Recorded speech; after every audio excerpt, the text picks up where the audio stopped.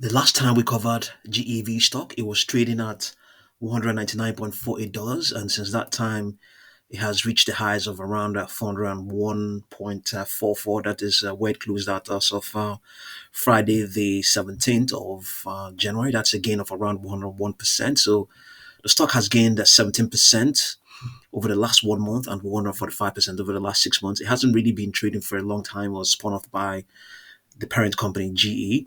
And we also know that there's some piece of news out here that came out on Friday as well, Friday the 17th of January. Says GE Vernova, gigawatt scale repower orders position GE Vernova to meet soaring US energy demand. It says its wind business announced that it received orders in 2024 to repower over 1 gigawatt of wind turbines in the US. The project will use nacelles and drivetrains manufactured in the US at GE Vernova's Pensacola, Florida facility, where approximately 20% of the workforce are veterans. So yeah, the stock is in a very strong bullish trend. Its 200-day moving average is suddenly is appearing. Like I mentioned, it hasn't been around for a very long time, so it doesn't really. It's just now that its 200-day moving average is appearing, and it's just plotted now a couple of sessions ago, and it's sloping bullishly upwards, even though it's just a tiny speck. But that is what is going, and that's what is in play there. It had a negated upper projection of 448.96. Coincidentally, this was around the early to mid December of last year, around the time when they had an event. They had an event. Let's see. Let's see what we have. It says here, yeah, it had an investor event on the 10th of December. It highlighted the management.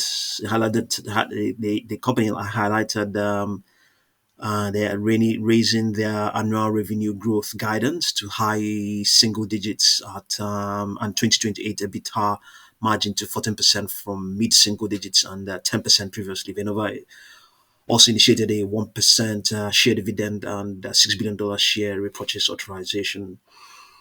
Okay, so yeah, that was some of the things that happened then. That those projections were printed. Nothing else has come up since that time. The stock hasn't, yeah, it hasn't been trading for a long time. We should see something on its 4 hour chart. Let's see. Okay, yeah, on the 4 hour chart we have project upper projections that are not negated. We have 435.97 dollars. Below that we have 421.8, and yeah, so anything you can 21.8 more, 21 more dollars to what you already to what is already trading at right now, most certainly not bad at all. So is there any point to have a look at its 1 hour chart? Let's see whether we have anything there. There are no upper projections there. Let's have a look at its 2 hour chart and see. Yeah, okay. Some an upper projection there, and some other negative upper projections. 420.26, 447.32 negated, 435 negated as well. They were still very much in play not very long ago. As of Friday, they were in play. As a matter of fact, let's have a look at its 3 hour chart. We might also see something that will impress us. Okay, yes, we have upper projections all the way towards 465.75 for GEV. Below that, we have 453.93. Below that, we have 434.37. So it's looking good. It's looking good, especially on the 2 and 3 hour charts. So we'll just move on to CEG. This is also another company that is definitely doing well. That is riding the waves of the high demand for gas powered plants. To supply AI data centers. So just not long ago, last week, that was I would say last week, maybe sometime around the what would I be 16th will be as of the 9th of January this year.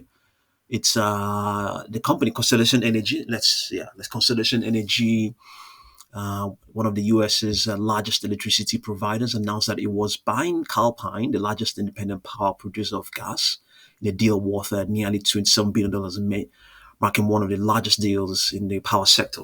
So the stock is equally in a strong bullish trend. Its 200-day moving average began to slope up, I would say, sometime early this year. As a matter of fact, early this year. So let's have a look and see what the breakdown is, what the summary of CEG is. We haven't covered it before, but on this ETF, I remember I posted a video just today about the S&P 500 underweight or equal weight. So there, I think CEG is their number one stock, in that ETF. So I will have a look. We're going to have a look at that, but let's just quickly have a look at what's the summary is. William O'Neill initiates Constellation Energy at buy.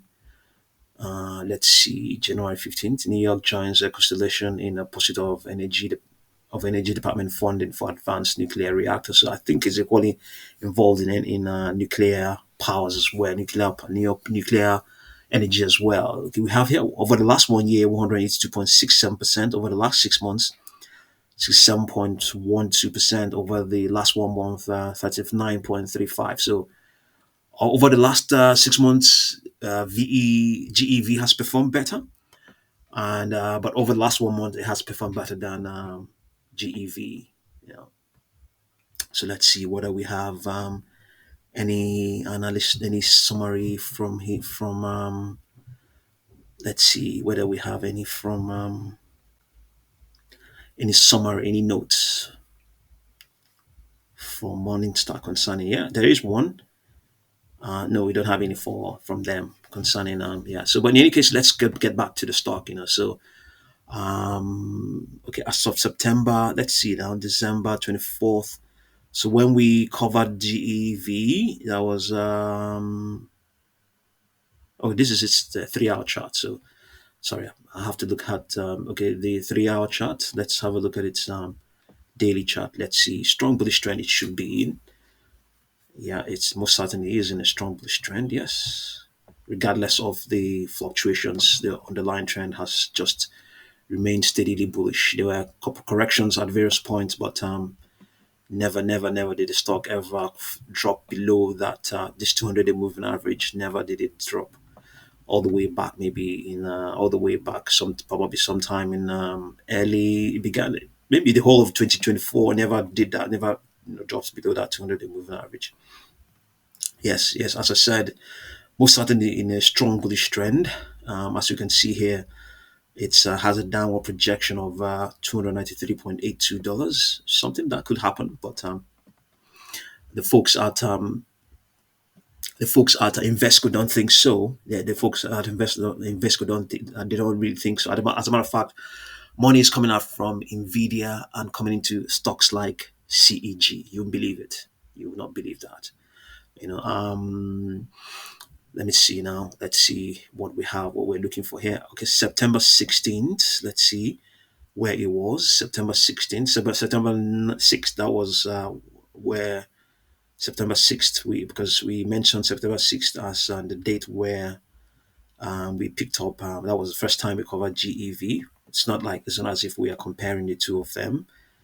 September 6th. Okay, Friday, September 6th. Okay.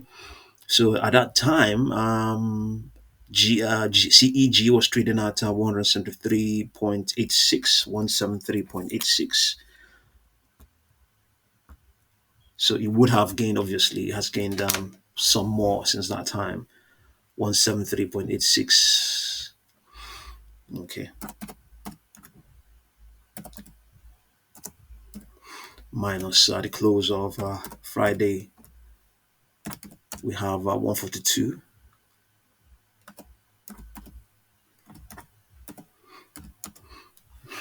Yeah, so a gain of 81.96% since early September.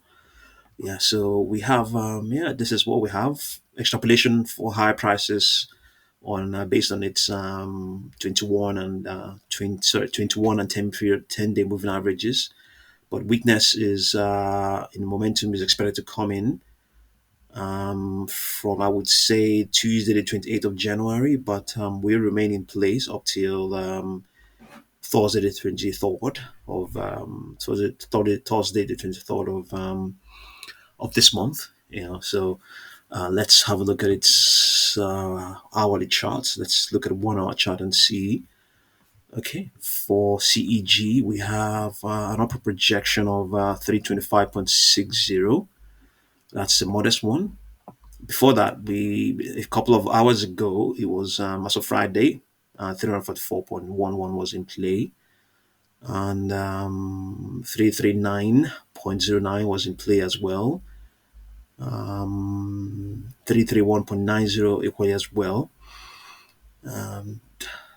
Yeah, it hasn't. I don't think it has really ever printed this sort of highs, but positive projections, positive ambitious projections there. Not really that ambitious, but they're not. They I think they are quite modest, but if added to what it is trading at right now, then that will be good. That will definitely impress market participants. We have upper projections here on the 2 hour chart. We have all the way towards 410, $412.19 below that, 392.23. Below that, we have 381.32.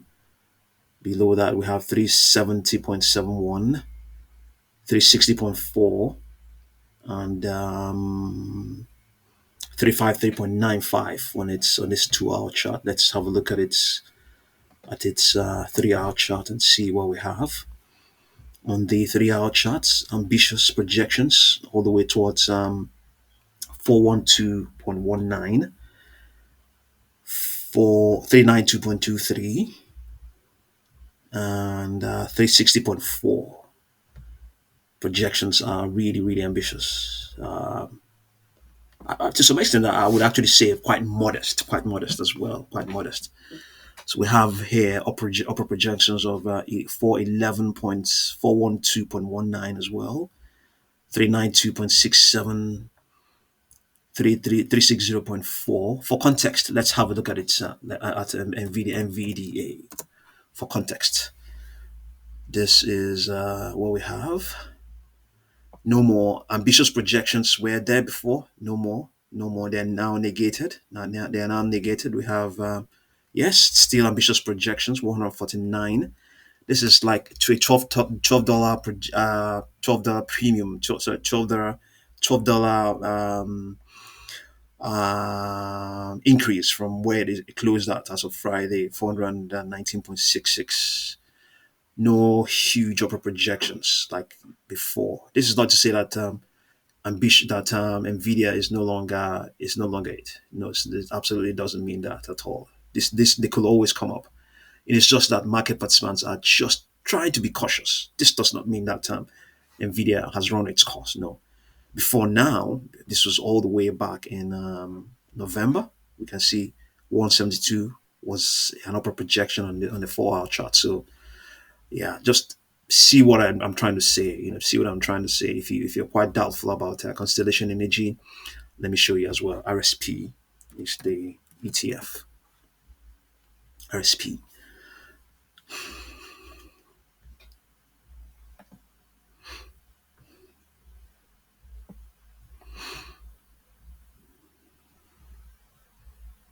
Let me get the holdings. Constellation Energy, yes, there. You see all the holdings.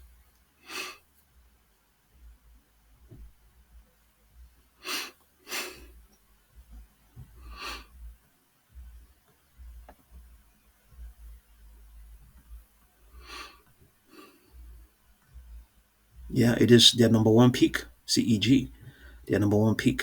That's it. See, yeah, Constellation Energy. This is Invesco S&P 500 equal weight. So this is they get the money. This is the ETF that is used for rebalancing their clients' funds. So they sell some of their positions in the Mark 7, including Nvidia, or principally Nvidia as well. In the Mark 7, Nvidia is number one. So they bring the money out and then they invest it here. So in the last couple of last 6 months, this their total assets has increased by around $14 billion. So they're taking money from those the super heavyweight stocks, in the Mark 7, and then bringing it out here. And the principal beneficiary is the biggest beneficiary is CEG. So see what you make of all of these, and thank you very much for watching this video.